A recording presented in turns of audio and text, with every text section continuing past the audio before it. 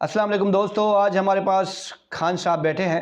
خان بھائی کیسے آپ؟ ٹھیک ہے؟ سندھی بھائی بڑی مہربانی ہے آپ۔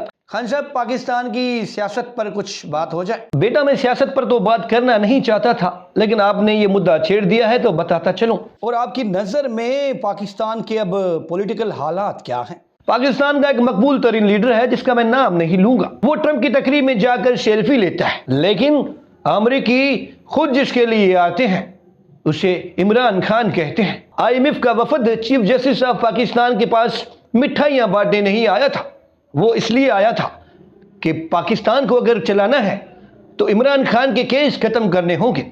پاکستان میں اگر استحکام لانا ہے تو عمران خان کے کیس ختم کرنے پڑیں گے۔ خان صاحب، آپ عمران خان کو اتنا لائک کیوں کرتے ہو؟ کیا ہوا؟ کیا پاکستان میں عمران خان جیسا لیڈر دوسرا نہیں ہے؟ بھائی، عمران خان کو آپ کچھ سمجھیں یا نہ سمجھیں، لیکن عمران خان کی وجہ سے پاکستان ایک بند ڈبے میں بند ہو گیا ہے جسے اب عمران خان ہی بچا سکتے ہیں۔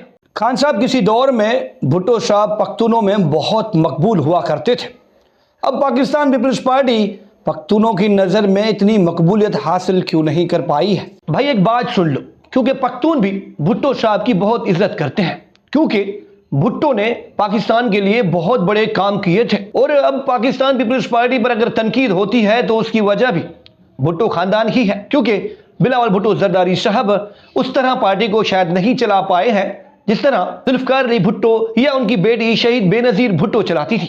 خان صاحب، پاکستان پیپلز پارٹی نے یہ اعلان کیا ہے کہ اگر کینال نکالے گئے تو پھر جنگ ہوگی۔ کیا پیپلز پارٹی کی مخالفت کے باوجود کینال نکل سکتے ہیں؟ کیا بات کرتے ہو؟ پیپلز پارٹی کا باپ بھی دے گا کینال کی منظوری اور یہ کینال بنے گے۔ اگر پیپلز پارٹی انکار کرے گی تو اقتدار چھن جائے گا۔ یہ کہتے ہیں نا، ہم جیل جائیں گے، جدوجہد کریں گے، یہ مارچ کریں گے، وہ مارچ کریں گے۔